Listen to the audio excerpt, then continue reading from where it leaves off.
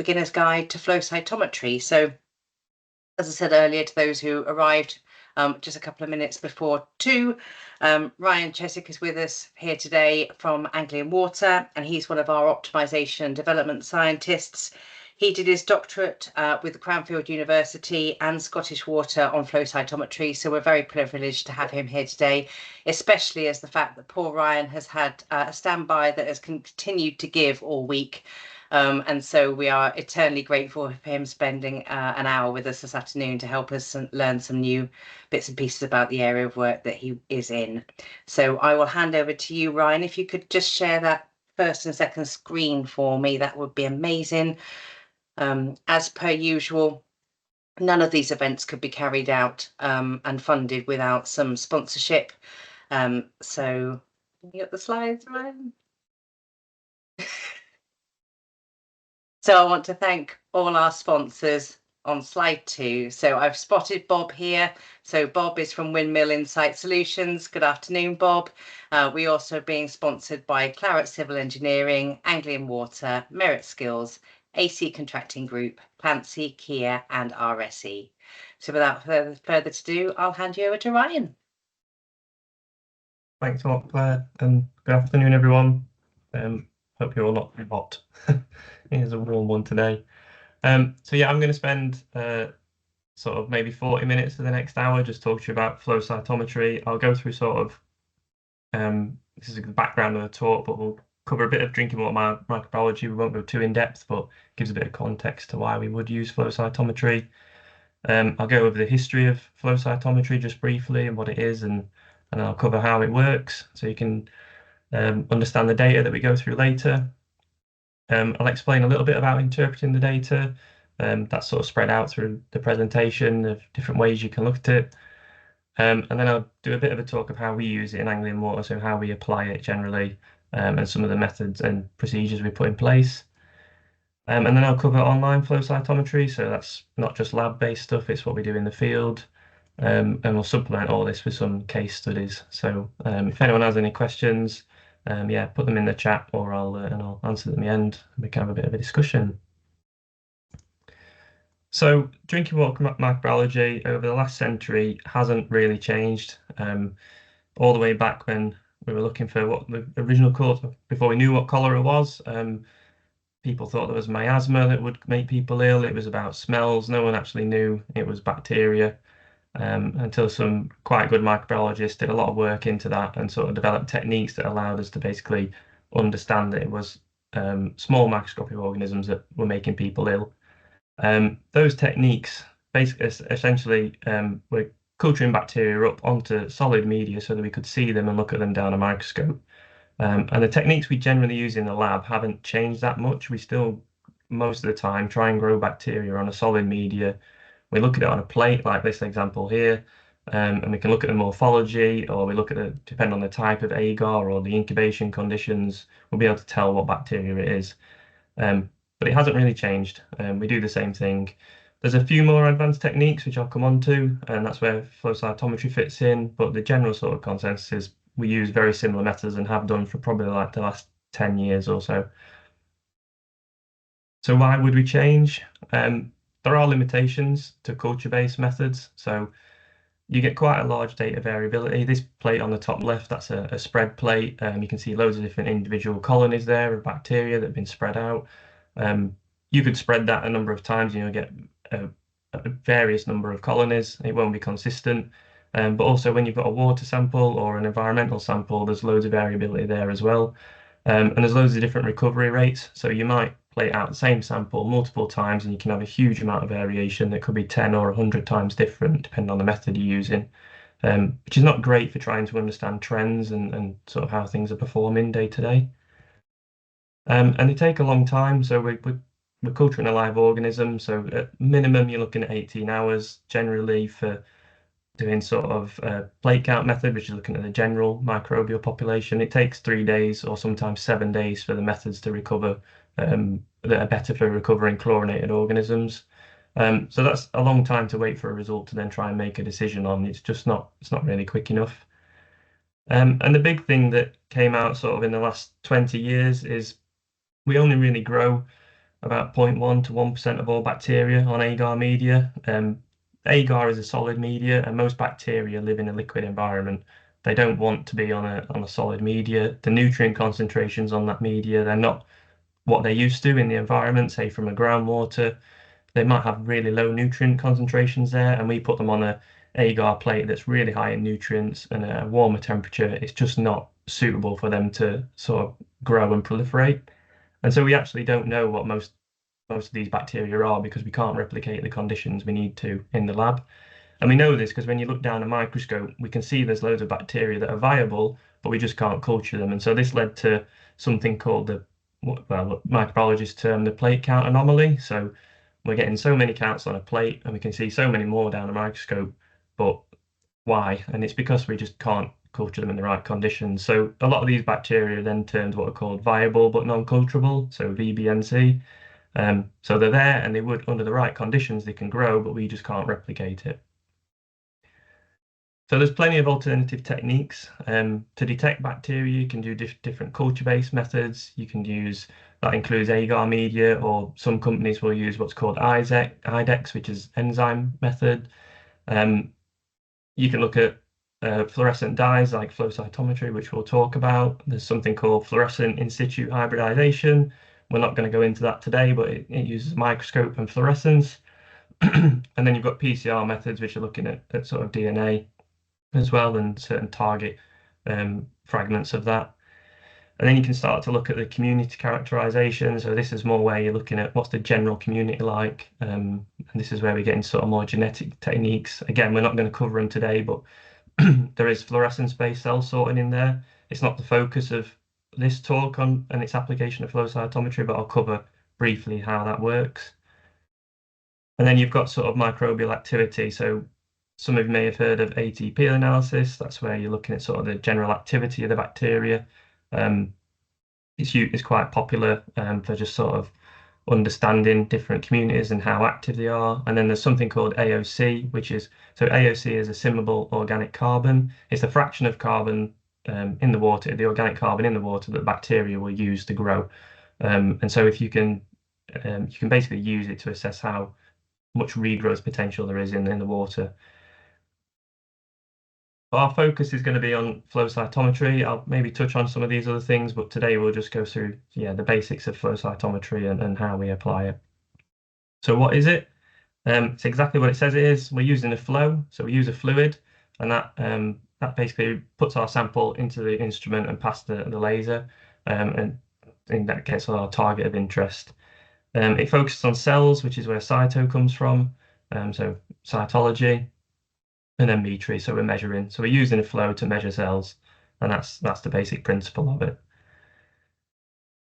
It's been around quite a while. So before flow cytometry came to the fore, there's methods were developed. So particularly in the biomedical field where flow cytometry comes from, there's a lot of requirement for counting sort of human cells, blood cells and things. And a Coulter counter does that by basically measuring when a particle goes past a detector, there's a change in charge, and that change in charge goes, oh well, that's one cell that's gone past. So instead of looking down a microscope and counting them, you can basically use a electrical current to do that. Flow cytometry sort of came along in the late 60s and 70s, and the first commercial ones were developed. So this one here was sort of the size of my office I'm in. It's huge. They could do 1 or 2 parameters. They looked like something out of a sci-fi movie, like all old analytical equipment, but they were really sort of cutting edge at the time because no one had been able to sort of sort different cells, which is one of the key things of flow cytometry, based on different fluorescence profiles. So unlike a Coulter counter, flow cytometry is typically all about fluorescence and adding fluorescence dyes or antibodies to a sample. And now, so that original one, you maybe had 2 or 3 parameters that you could look at. Now it's kind of advanced quite a bit, and we have what's multi-parameter flow cytometry. So some flow cytometers will have up to 30 detectors, which allows you to add multiple layers of fluorescent stains or different antibodies, and you can do different assays and sort of pull apart the population of cells that you're interested in, which is quite powerful, particularly in the medical field, but also like for us in the drinking water or general water industry. you can start to understand what's happening with the microbiology as well. And it kind of works by just shining a laser. So on the next slide, we'll go on to it, but this laser is constantly shining, and each time a particle goes past it, it gives off a signal, and that's what we're looking for. So types of flow cytometers, you have the general analytical ones. So this is what most of the water industry has purchased. These are pretty useful for just general counting or doing assays with different dyes. You can have sorters. So these are quite powerful in that each time something comes past a laser, if it's a target of interest, it'll put it in a test tube for you because it'll meet certain criteria. Quite powerful for sorting out cells of interest and then doing further sort of studies on them. And then what's become more recently has become more popular is imaging flow cytometry. So each particle that goes past the detector, if it meets the criteria that it's something of interest and it's got the right staining or the right fluorescence profile, it'll take an image of it. So what becomes quite powerful is these will take sort of 10,000 events per second sometimes. So they'll be able to measure hundreds of thousands of cells really quickly and take an image of them very quickly as well. So compared to looking at that manually down a microscope or doing these assays yourself, it just increases the throughput massively. They're all really, really quick instruments. So the components of them, this is our sample going in here with the purple dots. And then the flow is this focusing fluid. So this is called a sheath fluid in a flow cytometer. So when the sample comes in, this sheath fluid focuses the sample. And what we're trying to achieve is that every particle within the sample you've put in will align one by one. So what we don't want is we don't want multiple particles going past the laser at the same time because we won't be able to distinguish one from the other. And that's what we call doublets. And we don't want that. We want everything to be aligned one by one. So the focusing system of the flow cytometer does that. It passes the laser, and then we get, after it's aligned, we get excitation from the laser, and then we can detect it. So we always have what's called forward scatter. So that allows us, that's how much light's gone past, and that allows us to see how big the particle is. We have what's called side scatter over here. So that's off at an angle, and that gives you an idea of sort of the surface roughness or shape of the particle that you're looking at. And then these different fluorescence detectors, that's how we detect our dyes or antibodies that we've added to sort of that bind to our target of interest. And these all have different wavelengths. The flow cytometer processes all this and then gives you basically an output in the software that looks something like this. So we call these dot plots. The software does all this processing, and then there's a little bit we have to do to sort of understand what that means. And get to a final, what we call a cell count at the end. But there's a lot of, I guess, metadata in the back of here that you could spend years looking into if you had the time. So we use two dyes. So this is simulating sort of some bacterial DNA. We use two dyes, a red one and a green one. One's called cybergreen and one's called propylium iodide. I'll go on to why we use two in a minute. But they will stain the DNA of our bacteria that we're interested in. So that goes through the focusing system, comes down the lines, and the laser hits each particle, and then we get a signal from each detector, which we can then process. And what we get is something like this. So this is just a graphical representation. This blue area is our gate of interest. This is what it normally looks like for water applications. What we're looking for is for cells to appear in this gate. And as those cells become damaged, because of the dyes we're using, they will move outside of the gate. And then we know that they're damaged and not what we call intact anymore. And this normally happens after ozonation. It'll happen after heat treatment. It'll also happen after chlorination. So we can start to understand different process performance characteristics. The main thing with flow cytometry is it counts and you can quantify the amount of cells, but the method that we typically apply, you can't identify specific bacteria. So that's the only downside to it is to identify specific bacteria, you typically need quite high concentrations of them to have enough of a signal from the stain that, or dye you're going to add to be able to pick up a signal. So we typically look at the general microbial population where we can get a big enough signal to count the cells. Benefit to all of this is that, like I said, it'll monitor 10,000 particles a second, and the whole process from staining this to analysis and output takes less than 30 minutes.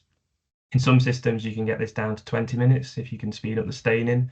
So it's compared to that 3 days, 7 days we were talking about for culture-based methods, you can see how quick this is because we're not waiting for the bacteria to be cultured. So the staining basics, what we normally look at are these dot plots. So on the bottom axis here, you've got a green fluorescence and you have a red fluorescence. And the whole principle is we're trying to look if the bacteria that we're interested in has a green dye or a red dye within the cell. So this at the bottom is just showing what happens when a bacteria becomes damaged. And the dye, the red dye, can only get inside the bacteria when the outer membrane is damaged. So you can see as the bacteria becomes more damaged, more red dye gets within the cell. So on the left, we have what are called total cell counts. This is the normal terminology you'll come across in the water industry is total cell counts and intact cell counts. Total cell counts don't really change that much because we're only adding one dye. But when we add them together, we get a change and we can just count the intact cells that are left because the red cells, as they become damaged, these red cells will become more red fluorescent and less green fluorescent. So they move out of the gate like you saw on the previous slide. And anything that was left in this gate would have a green signal and we would know it's intact because the red dye has not got within the bacteria. So it's used quite widely across the industry. Most water companies now, I think I'm actually missing some off of here, they do use it routinely or for investigations as well. There's also ALS, they provide like it as a service. I think Yorkshire might use them, but generally it's quite widely used. We have an industry user group that meet a couple of times a year and we go through sort of method changes or what we found and things. So it's become quite popular. It's not in the regulations yet. I don't know if it will be in the regulations. We've not had any steer from DWI. But yeah, it's used quite widely to particularly help with water quality investigations by different companies. And it's been used for different applications. So I've just included some paper references here to sort of show some of the research. So it's often used for drinking water treatment processes. So looking at maybe GAC filters, chlorination processes. You can use it for almost anything. Apart from you can't assess UV damage with the dyes I just described. You have to change the method slightly because UV doesn't damage that outer membrane of the cell. It only damages the DNA, and those dyes I just talked about will still stain that DNA. So you have to use a different approach. You can use it for assessing network water quality. So it's been used to look at regrowth in the network, look at how distribution systems and water age impacts that and disinfectant residuals.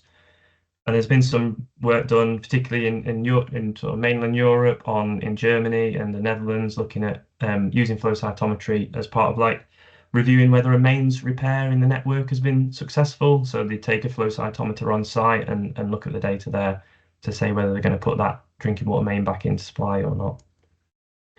But it's not just used for bacteria, it can be used for algae. Algae are unique in that they will autofluoresce in a flow cytometer, so we don't need to stain them if we don't want to. You can actually use their autofluorescence to pull them out from the background, which is quite useful. It can be used in wastewater. So this paper from Cranfield looked at it for in water reuse scenario. So again, it requires a little bit more sample prep to deal with sludge samples and things, but you can do it. And this other paper here looked at it in activated sludge as well. So looking at the biomass in activated sludge, but again, you do need a little bit more sample preparation to get to that point. And then it is used for cryptosporidium analysis, so particularly for sorting. So that sorting flow cytometer I mentioned, that will basically sort the cryptosporidium target you're after, put it in a tube, and then you can do your further analysis on it. So quite powerful, really. But today we're just going to keep focusing on sort of the bacterial and drinking water application, because that's sort of where my experience is.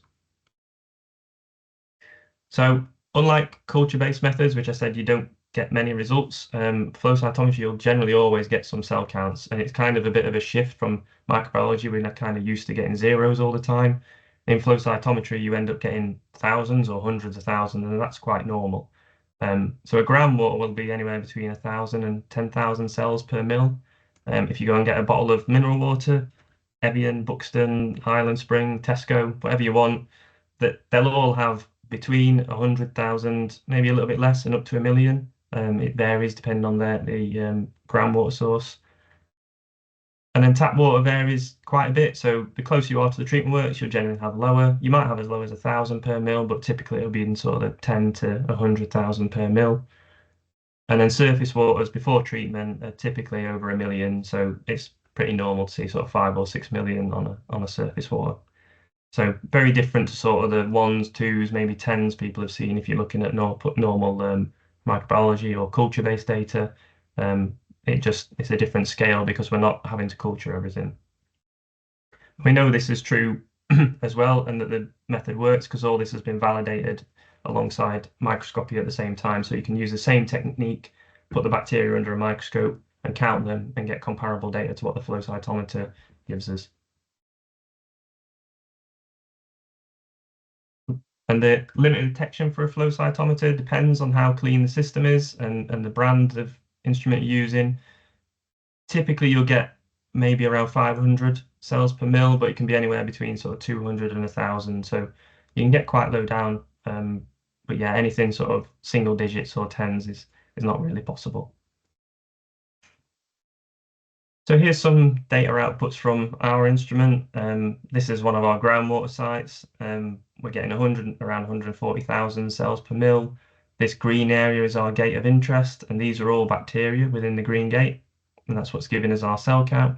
This bit here on the left, this is all noise, so instrument noise, so we're not interested in counting them. And this is the bit in flow cytometry where there's a bit of a qualitative element to it, so the background in each sample is different, so you have to sort of understand what you're looking at and use that to specify where the gate needs to be. Most water companies have settled on a fixed gate, but you can have a site-specific or even sample-specific gate if you wanted to. And in this example, it's a surface works, and you can see the gate has changed shape in this scenario. The background's much bigger, as you'd expect. This background is generally like inorganics or organic particles. If you have a lot of iron, you can often see like a streak appearing here. But typically, this is all background, and it's generally higher in surface works than groundwater sites. And this one is different, so you can see the population of bacteria do look different to this groundwater site. There's less cells here in this example because it's off of a membrane site, but you can see there's two clear populations appearing in the bacterial dot plot. And then this is out in the network. You can see the background's changed again, so we've had to change the gate to capture these bacteria. And you can see there's a lot more cells. So this color sort of gradient gives you that indication, but we're up at 258,000 here. And there's a lot of cells on the right-hand side. And generally, the further right they are, the more culturable they become, or the more bacteria that we know.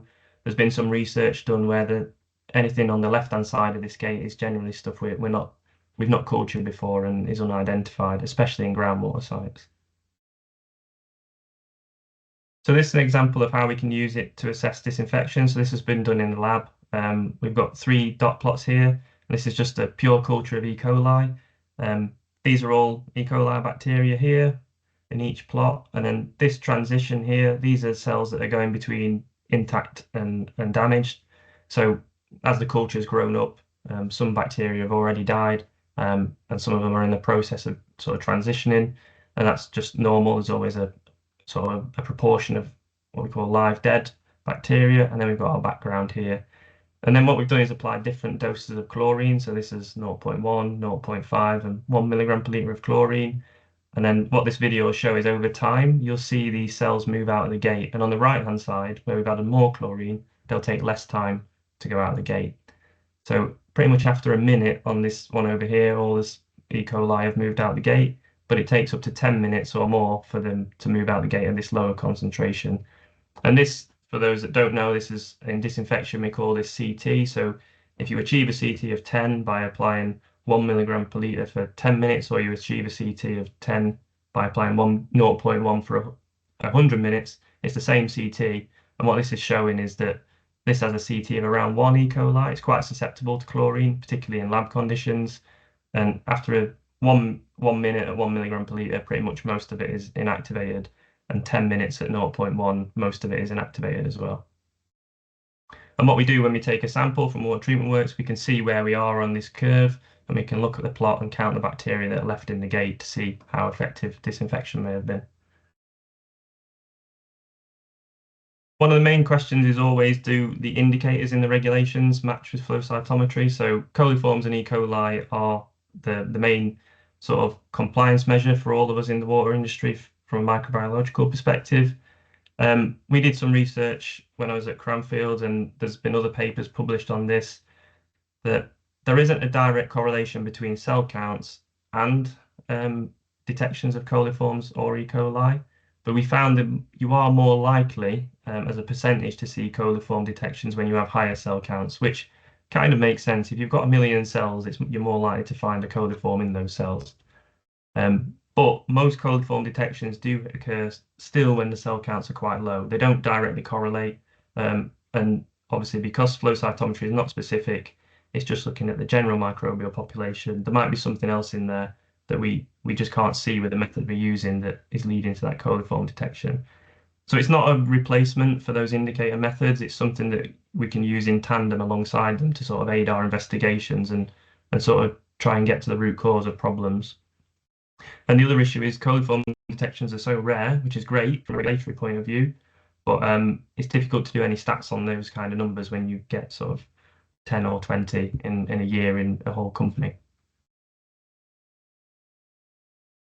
What is more comparable, but is not directly correlated still, is the plate count. So these are the longer methods, they're less specific. It's called a heterotrophic plate count normally. They don't directly correlate, but this is looking at the total microbial population, again, but using a culture-based method. There's slightly more of a relationship in some publications, but generally we don't find it's a direct correlation between the two. They can be used together to help you understand things a little bit more. So if you're getting a lot of culturable bacteria and you're getting changes in your flow cytometry data, that can indicate the whole microbial community in the water is changing, which could lead you to then try and understand why. But there has been an argument of, and this is what this paper goes into, and it's been discussed in our user group, is do we need both? Given that they both look at the general microbial community, do we need to do a plate counting method and flow cytometry, or could flow cytometry replace it because it is much more efficient in terms of time and resource? So one analyst can probably do 500 samples on a flow cytometer in a day. You would not achieve that with plate counting methods. So just to summarize before I go into some case studies, it's not subject to the viable and non-culturable issues, which is a good thing of culture-based methods. It is really rapid and it's reproducible, and it can be automated analysis, which gives you this high sample throughput. And it is much easier to define a normal trend because you always get counts on a flow cytometer generally. But it's not a replacement for indicator methods. It's one of the downsides. It can't replace sort of the culture-based methods for coliforms and E. coli.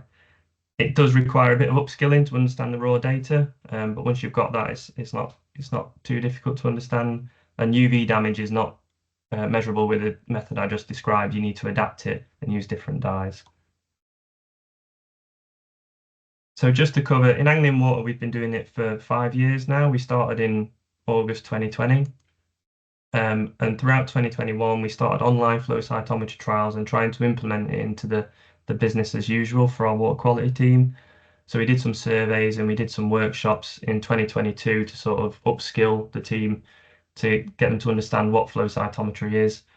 And we brought in a model that sort of helps us understand the trends, which I'll go on to in a minute. In 2023, we started to do some more refinement of site-specific triggers, and we started to try and apply that to our online flow cytometry. So I'll come on to that in a moment. And we've been working on implementing those reports over the past year or so. So one of the challenges is when you bring in a new method is it produces tons of data. We do all our treatment works and storage points, or service reservoirs, some of you may call them. We analyze them for flow cytometry, so that's every microbiology sample gets flow cytometry analysis. So we had to come up with a way of processing that data so that it's meaningful for the team, because this is what it normally looks like. You get a seasonality in the data. So you can see higher cell counts in the winter than in the summer. That's totally normal, but we don't want people to be reacting to that. So we created a model that spots outliers in this data. So what it does is it tries to spot days that don't fit this normal trend, and it uses different variables to do that. So we look at the water temperature, chlorine, rainfall, air temperature, and cell counts. And what it does is it develops this grey dotted line on the report is the predicted value based on what it's observed. And then each time this blue line, which is our sample data, deviates outside the norm, it triggers an investigation. So it's saying, I'm predicting it should be this. You're too far outside that range. This sample's abnormal. And based on this, we can sort of trigger an investigation for the team so you don't have to trawl through hundreds and hundreds of trends of data. You just can pick through the ones that have been highlighted of interest. And this was used last year, or 2 years ago now, which is 2023, this data. But here you got this normal seasonal pattern for this site. You can see the purple line goes up and down. This is the total cells, and then the intact cells at the bottom. You've got this seasonality where intact cells go higher in the summer due to warmth and regrowth. In the winter, you get higher total cells. It's just due to how treatment works perform in the winter. But what happened in the summer of 2023, we had this abnormality that flagged on the report. That triggered a scientist to investigate it. We previously had changes like this, which had then led to a coliform failure in a week or two's time, where it's changed significantly from the norm. And what we found with this investigation is that it was due to reduced turnover, so chlorines were going down as well, and the water age was going up. And we reverted some valves in the network to put more turnover on this asset, and you can see the cell counts come down within a week. And luckily, we didn't have a coliform failure in this scenario. But just showing how that report sort of instigated a response, and I managed to take action. So then the last thing I'll cover is online flow cytometry. There's two products on the market. One of them is the BactoSense made by Innovate. This can measure up to 30-minute resolution. So we're going from that 72 hours to get a result. Now we're getting a result every 30 minutes on site. So you can see how by changing the method that you're using, you can start to get quite high resolution data, which you just can't do with culture-based techniques. There is a research product called OnSite, which I used when I was at Scottish Water. This can do 3-minute resolution, but it's very much a research tool, unlike the BactoSense, which is a bit more plug and play, for sure. But then this comes with another challenge, is we already had a lot of data when we started doing 365 daily sampling. If you start doing half an hour sampling, and we bought 19 BactoSense, you end up with a lot of data. So this is where we've had to work with data science to come up with methods to sort of how we produce this and create triggers based off the back of it. But moving away from this culture-based data allows you to do some real-time monitoring. So this paper, what they looked at is a groundwater source, and you've got cell counts in green, and then you've got water flow in blue. And what was happening is zoomed in here, you can see that as the water flow goes up, the cell counts came down, and as the water production went down, you can see the cell counts sort of increase.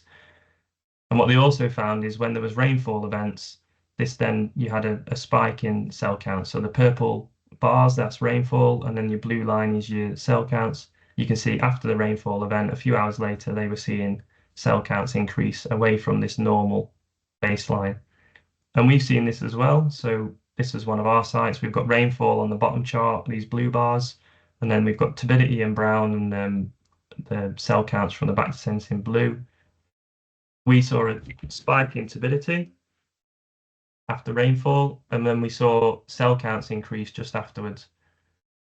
But what was interesting is when that turbidity disappears, we saw the cell count start to increase again. The BactoSense went offline for a period here, but again, further down, we had more rain, and the turbidity didn't spike, but our cell counts were going up. So it's just showing that although turbidity is an indicator of what might happen in our sources, it's not always telling us what's happening with the microbiology. They don't always correlate. Although they did at the beginning, as we had more rain, they started to sort of deviate from each other, and the turbidity and cell counts become less correlated. And one of the more interesting things for us when we started using this is it basically told us stuff we didn't know was happening. So this is cell counts from daily sampling on a site. There's not much of a trend there, but when we overlay the hourly monitoring from a BactoSense, we can see the microbiology is changing quite drastically day to day. So that gives you what it's allowed us to do is focus our investigations in areas that we aren't routinely sampling and picking these periods where the cell counts are different to the norm. And you can also use it for monitoring real-time disinfection. So this is some pilot data I produced as part of my NGD. We've got chlorine dose here, and we've got cell counts at the bottom. And what this is showing is going back to that lab experiment we talked about at the beginning and how important CT is. If we lose chlorine dosing on a site, we have to have shutdowns and alarms to make sure that water can't go forward. And what this is showing is if we don't, the cell counts respond. And you can see that disinfection not being effective. When you reinstate it, the baseline does quickly return. If you increase the dose, you might get some benefit, but there's only a certain amount of chlorine you can apply, and there's limited benefit of adding more if you get in complete disinfection. When we return to the baseline, we can see the cell counts come back down. A change in the set point here didn't do much. The cell counts kind of move up ever so slightly. But if we have a blip in the dose of 10 minutes, that is picked up by the flow cytometer on the outlet. So that's a short loss of dose, and you can see that the outlet cell counts respond. So it just demonstrates that having that control and a nice steady state allows us to make sure our disinfection process is working effectively. And that's why it's so important that we have shutdowns and appropriate alarms on disinfection systems, because even small events change sort of the efficiency of that process.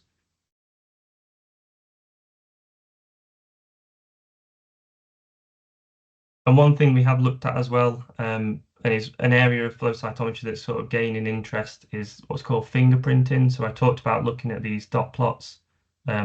These are all bacteria within these plots, and we have like what's called a fingerprint. It's often used in unchlorinated samples, and it gives you a bit more information than the cell counts, because you can start to pull apart this histogram and the different populations and even the background within the plot. And it's something we've then tried to apply to our online data. There's been plenty of papers looking at this. There always is some research on it, and it is quite successful at sort of picking apart periods of abnormality that you might be interested in. And we've developed a similar kind of data model. So it takes that raw data, processes it, and detects anomalies. So this is the example I wanted to share, and this is the last thing before I finish. So this is one of our water treatment works, and we had 2 periods where we had high cell counts, and I was interested in if there was anything different between them. What you'll get between those 2 points is this 100 dot plots, and it's quite difficult to just visually see this. You do need something to pick apart this one and this one. Either end of these 100 plots are what we're interested in. They have the highest cell counts, and when we zoom in, although they have the same counts or very similar, they have different features. The one on the right has a different background profile, and it has this new population of bacteria that have appeared. So this darker part here on the plot does not appear on this plot, and it also didn't appear on any of the others that I showed you. So we then developed this score on the bottom. So this is our outlier score in blue. The one on the right is the one with the new population, and the one on the left is the original one. And we're not as interested in the one on the left. There's still more. We're still interested in it. It's giving it a slightly higher outlier score, but it's the same bacteria that normally come out of the water treatment works. There's just more of them. What we're interested in is this one on the right, because this has a new population of bacteria and signifies something might have changed. And this is higher risk, because why has it changed? Is there a bacteria we don't want there? And could this lead to a failure? And what we found that this was due to some pumps on site, and there was a reversal of a main, and we think it's dislodged biofilm. And judging by that background and that where that population appeared, we have seen that before when we've had biofilm disturbance. So that's the most likely cause of this. And I'll just skip this in conscious of time and questions. But to summarize, when you bring in these new techniques, there is a lot of data you need to process. And I think having data science alongside sort of water quality in the labs allows you to do that, because it improves your efficiency of your investigations if you're not trawling through spreadsheets making plots. You need an ongoing feedback process, so the models aren't perfect, and we've had to sort of adapt them every 6 months, a year, to sort of account for that. And generally, most operational events will lead to changes in microbial populations. We previously just didn't know about them because we can't sample at the frequency to pick them up. It's now just understanding, and still is ongoing, is when is it a risk and do we need to do something about it? I think the fingerprinting methods I talked about there starting to point us towards or periods of interest and sort of highlighting them. But there is, and on the previous slide what was covered, is this untapped potential of telemetry data. If we can start to bring in telemetry data to online, essentially lab data, you can really start to tell a story of what influences the microbiology of drinking water leaving the works and where there might be areas of risk for you to investigate. So that was my introduction. I hope it was okay. If you've got any questions, I'm happy to take them. That was really interesting. Thank you ever so much, Ryan. And we already have a question in the chat, so that's a good start. Thank you very much, Saskia. First of all, she congratulates you on a brilliant presentation, and then asks, do you have any more information about the use of different dyes to assess UV performance? Yeah, there's a stain. It's called CFDA. It looks at the activity of bacteria. So instead of using cybergreen and papillomides, you have to use that. The benefit to cybergreen and papillomides is you can generally get quite a long. You can stain them and then leave them and run sort of over 40 minutes maybe. With CFDA, it's really time specific, so you can only do one sample, analyze it, one sample, analyze it. You can't leave a batch of samples to run. But yeah, there are different options.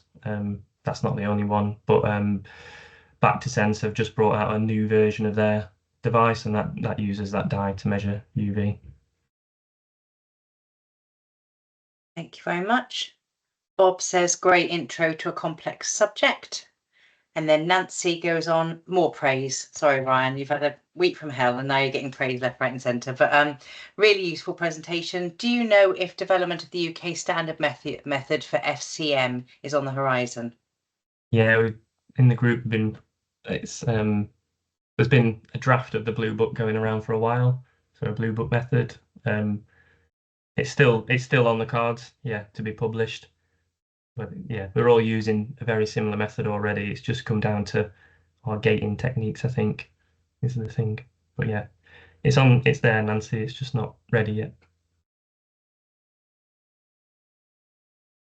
Has anyone else got any questions? Is anyone brave enough to put their hand up and the camera on? You must have a question, Jim. That's right. Put me on the spot. No, I was just feeling really old because Ryan, that was fascinating. Thank you. Just for background, I did my PhD up at Yorkshire Water in the early 90s, and we were trying to find ways of detecting crypto at the time in sediment, and we tried using flow cytometry with, I think it's probably out of the three you used, it was a separation model. So we were using the cytometer to ping off the crypto into a test tube, and then we were staining them and looking for viability. So I guess is that still a tool in the crypto sort of detection armory, or have things moved on since then, I guess? Yeah, they still do use it as part of some of the crypto method. Yeah, I know Scottish Water have a cell sorter. I think Welsh Water have one as well. Could be wrong. But yeah, there are cytometers used for that in the industry. No, that's great. It's really good to see, and the just the volume of data is incredible, and I think that's the next challenge, is that sort of modelling that you do to sort of pick out the variations from the norm, and just starting to think through how things like AI and learning and stuff will take that to the next level. So I look forward to part 2 when you talk about how AI rules it all.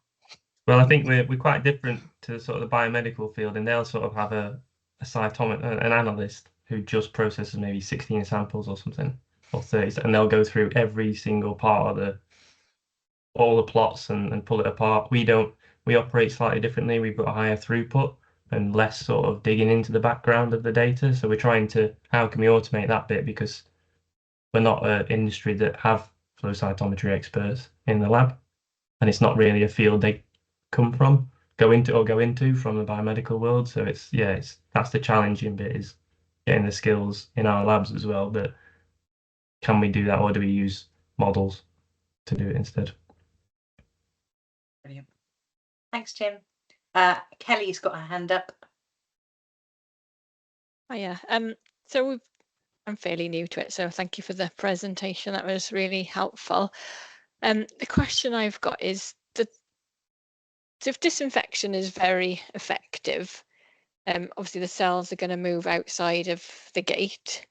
So for places that do disinfection very well, is there a way of using the bits outside of the gate to inform if there's been any ingress, but it's been killed before you're sampling it? We've not done it. You possibly could. It depends on the concentrations. I know there's been a load of work on simulated ingress experiments, but the amount you generally need to be able to detect it is quite a lot. And most of the time, the chlorine will deal with it. Whether you could spot it in the background, I don't know. I'd be interested if some of these approaches people are developing to look at sort of the plots and sort of pick out changes that you just can't see with human eye, maybe, but it's not there yet, I don't think. Okay, thank you. Fantastic. Any more for any more?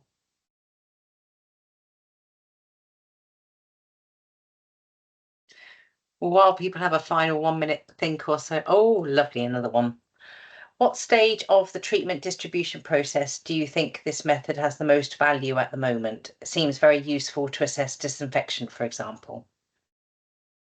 Yeah, it's good, but generally we find disinfected samples don't, because they run so well and they're quite there's a controlled process. You generally don't see many changes in the cell counts. There's a bit more sort of investigation work you can do on interstage, so looking at membrane performance and filters is useful. But I'd say where we've had a lot of benefit is looking at groundwater sources before treatment and looking at the changes there and just sort of assessing the different sort of characteristics of groundwaters that we're looking at and how they change throughout the year and under, like I said, under different weather conditions and pumping conditions. So it's really useful there. And I think final water treatment works, we do it routinely, but it's not often the most useful. I think actually down in the network is where we get more interesting data when the regrowth happens, because you get more cells and you can do it from a data point of view. You can look at a lot more, which is really useful. So yeah, I think groundwaters and sort of disinfection, and then sort of at the end of the networking storage points are my three I would say the most critical.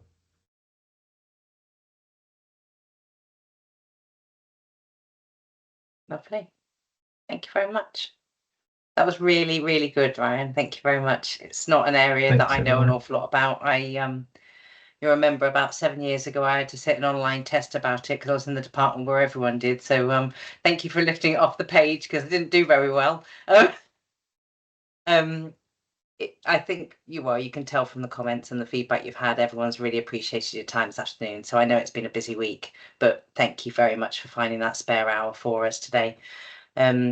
If when you get your feedback questionnaires through from HQ, if any of you would like a deeper dive into this, the whole idea of Beginner's Guide was to introduce people to a variety of elements of what the water industry do, so that people can learn a little bit more about perhaps areas outside of their subject matter expertise. If you would like a deeper dive, we did a similar one previously with David Jackson, so do just feedback if you do want Ryan to return in 2026 with more detail, but otherwise thank you very much for all of your attendance this afternoon. Go and get an extra 9 minutes in the sunshine and give yourself a bit of a well-being kick before your afternoon work. Thank you very much. Thanks, everyone. Thank you.